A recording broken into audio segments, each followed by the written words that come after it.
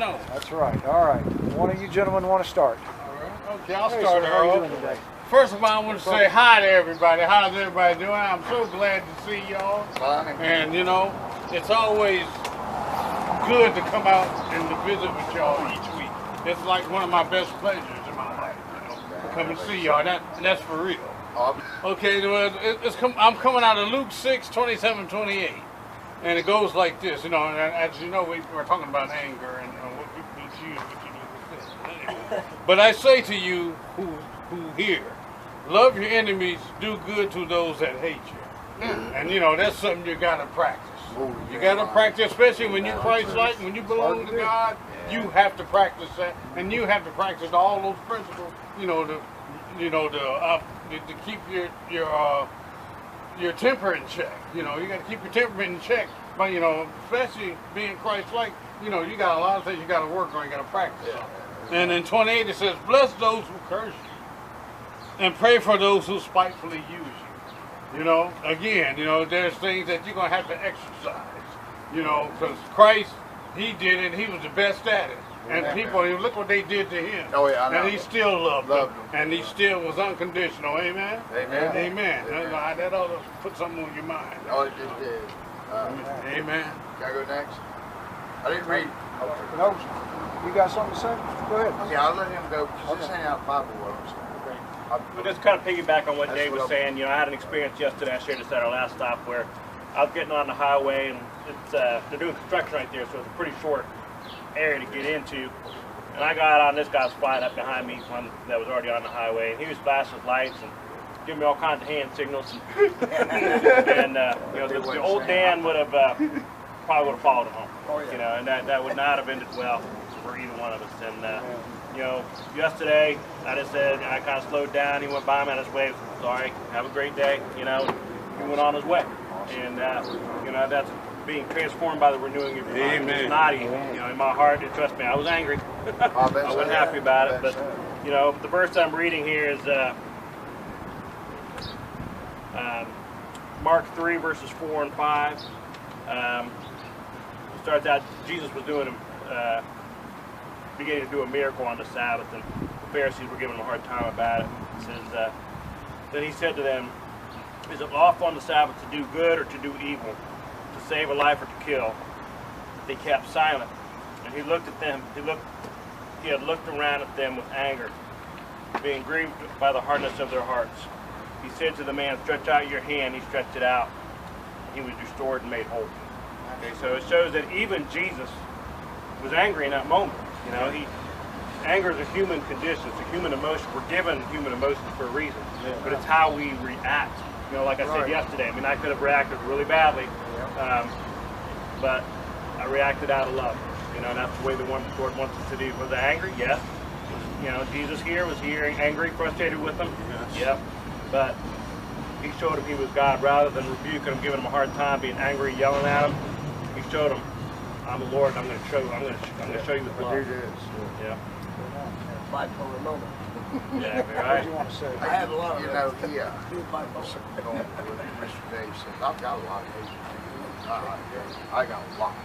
He would make a good There's truck people driver out because here they I have that despise every day. with all my heart. So, I can't tell people. just, Somebody you know, just stealing off of me, you know, ripping my tent.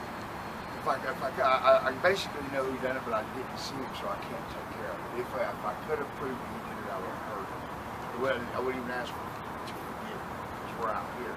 And it's already hard enough. Now you sit up there and rip my tent. You steal my stuff, mess all my stuff up, everything gets wet up. You know, if I work on that, it's going to take me a long time. But Shadow, you know, it's not us. It's doing the changing. And we have to accept the change that God gives us. And we strive to do that. But it's through Him that we have that forgiveness. It's through Him I have love and forgiveness. So through His love and forgiveness, I can learn to forgive.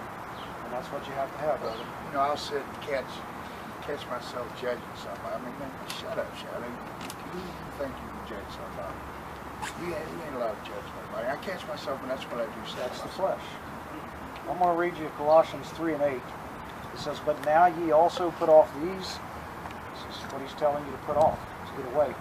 Is anger, wrath, malice, That's what we have as I got humans, all that. right? Blasphemy. How about filthy communication? All those cuss words you spew out when you're angry, right? He wants us to put off all that stuff out of our mouths. Luke, love your enemies. 1 John, we love him because he loved us first. Because of his love in us, we can love and forgive others. Mark 3 is it unlawful to do good on the Sabbath days? To do good or evil, to give life or kill? This is Jesus. He had righteous anger. People get angry, they want to justify their anger, like you and I. Sometimes we feel justified in the things that we're angry about because somebody did something to us. But it's that forgiveness that Christ gave us and we have to have for others. And we have to put our anger in check. All those emotions that we have to put in check. Are we going to get angry? Absolutely. We're human. But it's like Dan said, it's how we react to that anger. And sometimes, and I am so guilty of it, especially lately with some things going on in my life, but I have been hurt, and I take that hurt and turn it to anger, and to malice, and to gossiping, and doing things that I shouldn't do. And I have to have forgiveness in my heart for those people that are doing me this way. So do you, so do we all. Without that forgiveness, Jesus said, how can you love him, call him Lord and Savior, and not love your brother? Right? We have to have love in us. If we say we love God and don't do these things, then we're a liar. That's what we have to look for. We have to strive to do these things. It's hard, yes. Especially out here for you guys, it's hard. You have very little. When you do get it, somebody goes and steals it or rips it up, it makes you want to fight them. It makes you want to tear their throats out, right? Absolutely. But that malice, we have to get rid of it. We have to put it off. That anger, those words that come out of our mouths, it's not Christ-like. It's not a righteous type of anger. When Jesus turned over the tables at the temple, that was a righteous anger for what was going on in the temple. They were doing all kinds of things. Exactly. And we have to put that stuff off. When we give into anger, we often focus on our own welfare, our own comfort, or happiness. It's me, me, me. I'm rightfully anger. I'm rightfully this, and I have a right to be. But we need to think of other people's welfare. What somebody did to the tent, awful thing. It's evil. But sometimes if somebody steals off of you, sometimes it's because they might need it more than you do. And a good way to look at it is like Dan said, when that guy had road rage and he was flying by and it could have caused an accident. Dan got out of the way. Have a blessed day, brother. That's what we need to do to people. Even when they do us wrong, even when they despitefully use us, love them, show them love. It's God's love that came into us freely and abundantly, and we have to show that love back. That's what we have to do with anger. We have to take that anger, crucify it on the cross. Only the Lord can do that. Only the Lord can make that transition. You know, and it's something we need to do before that moment. Because if I would have been recalling on God in that moment, it would have been too late. You know, my temper would have been right there. But even then, when you call on God, even then He'll answer, even in your anger. But you have to remember that He may be speaking to you, and you're too angry to listen, because that anger might be so intense at that time. But that's when you've got to calm down. In Proverbs, it says a kind word turns away wrath. So when somebody's angry at you, speak kindness to them. When you're angry at somebody, instead of spewing out this trash, speak kindness to them. Speak love to them. Man, I know you did this. I know you did. But you know what? Maybe you needed it more than I did. Maybe whatever the reason is, I forgive you. I want to show you love. They may not receive it. But it doesn't matter how they react to it. It's how you react to the anger around us. And our flesh, rears its ugly head. So on. Amen? Oh, yeah. So we're going to have new scriptures next week. I should have looked at that. Anxiety or anxious or something like that. So we'll have new scriptures for you next week. We're going to talk about this word, and then the following week, you give us those scriptures. Okay? Does anyone have prayer request or testimony right now? Things of this earth too sometimes. That's why we have emotions. So anger is one of them. You ever get angry? No. Let's see. Yeah. Well, anyway, this is what my scripture is on. It's on anger, and it goes like this. This is Luke 6:27-28, and it says, "But I say to you who hear, love your enemies, do good to those that hate you." Okay, now that's kind of hard to do sometimes, but Christ did it, and what they did to him was beyond hate. That was just straight blasphemy. They just Antichrist. I mean, they just violated him to the fullest, and he didn't deserve that. We did, but he did that for us. You know, and that's when I look at it. You know, all jokes aside, that's serious business. You know, sometimes we got to think about what somebody done for us that probably nobody else would do. Amen. Amen. And that's why, you know, when we get angry about things, we have to look at how Christ, you know, reacted when, you know, of course, you know, he got angry once or twice, but we got to remember how to react sometimes ourselves about when things, you know, don't go our way, or when the opposition opposes us, or, you know, whatever. So what we do, you know, I think about how Christ reacted, you know, to people, you know, to the ones that, you know, that look at him in a different way, you know. So, you know, so I try practicing that principle too. You know, even though I need some work in it, and I need some help in, you know, getting out of myself, but I pass that to Christ, to God, so that I can be molded into Christ's image, you know. So I can be like him and be Christ-like and do what he do, think like he do, live like he do. I'm trying to do my best to do that. Okay, in 28, it says, bless those who curse you and pray for those who spitefully use you. Been through that before. How about you? Yeah, all of us have. So, but you know, what we still, again, we have to remember that we have to be Christ-like and all of that, because, you know, Christ been through it first, and he was the perfect one. None of us is perfect. Some of the stuff we go through, we deserved it, you know. Because, you know, a lot of times, you know, we think on our own understanding, and we don't think about anybody else, we're thinking about ourselves. But anyway, you know, when it comes to something like that, that's why I'm glad I'm one of his, because now I'm learning to be Christ-like and not to be of myself. Amen? Amen. I'm going to read Colossians 3, verse 8. It says, but now ye also put off these things we're not supposed to do. Put off anger. What to do, like Dave said, wrath, malice, blasphemy, filthy communication out of your mouth. We're told to do that. He said in, was it Luke you read there? Saying to you, love your enemies, do good to them which hate you and despitefully use you. 1 John 2:9 says, we love him because he first loved us. If any man say, I love God and hateth his brother, he's a liar. If we have bitterness in our heart, it's the same as hatred. And anger can turn to bitterness, bitterness to hatred. That's why we have to get rid of this anger.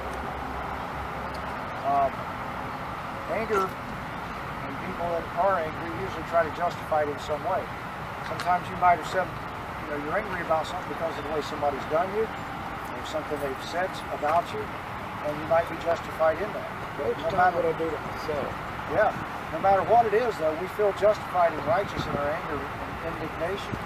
When, in fact, a lot of times, it's just the way we're reacting to something. We may not be justified, and usually not. Because usually when we're mad, we want somebody to throw that anger on. It's somebody else's fault. Somebody else did this. Somebody else did that. And we have to learn not to do that, like Dave said. Amen. Is there such a thing as righteous anger? Yes. We know Jesus had righteous anger. When he turned over the tables at the temple, he had righteous anger. Sometimes we need to talk about problems and situations that come up. Not everything comes up roses every day. We have things that come up in our lives that we have to talk about, work things out with other people. So there's a righteousness to what we do. Even at these times, we must exercise self-control. Yet most of the time our anger is not righteous. James wrote this, man's anger does not bring about the righteousness, the righteous life that God desires for us. James 1:20. God does desire for us to have a righteous life. God even calls us to be righteous. To be righteous is to be without anger. And we have that righteous indignation sometimes. Love your enemies even when they do something to you. If they hunger, feed them. If they thirst, give them something to drink. Pour love upon them. It's like pouring out coals upon their head. Heaping coals. In that respect is when we show love to others, even when they hate us, they've used us, they've lied against us, they've taken things from us. Even when we are right, We're not supposed to say, I'm right. I'm right in my anger. We got a couple. We're supposed to say,